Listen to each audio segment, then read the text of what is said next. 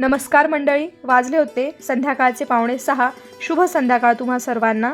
आजचा दिवस फार काही वेगळा नव्हता, रोजचाच होता. दिवस रोजचा असला तरी लगबग सध्या प्रचाराची आहे बरं. कंटिन्यू दार वाजते, टकटक टकटक, आणि दाराला वेगवेगळे पक्षांचे पॉम्पलेट लागलेले आहेत. निर्धार विकासाचा, संकल्प विजयाचा. नंतर या संकल्पांचं काय होतं देव जाणे. जाऊ दे म्हटलं, आपण आपल्या स्वराला क्लासमधनं घेऊन येऊ. ती वाट बघत असेल, मग तिला घेण्यासाठी मी क्लासमध्ये गेले होते. तिला क्लासमधनं बोलवलं.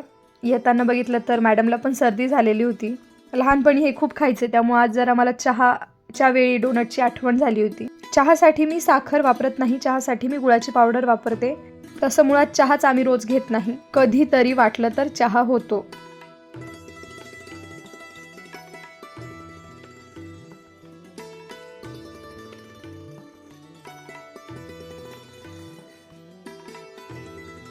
मग बघितलं दारात 2-3 लहान मुली होत्या.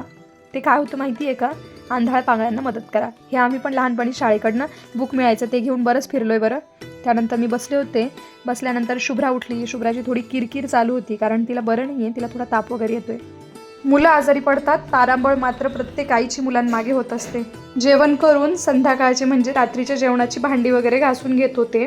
भांडी घासताना सकाळी डब्याला काय द्यायचं मुलींना, हा पण डोक्यात माझा विचार चालू होता. कालच स्वरा वर्गाची मॉनिटर झालेली असल्यामुळे स्वराच्या अभ्यासाला आता खूप जोरात गती आली होती.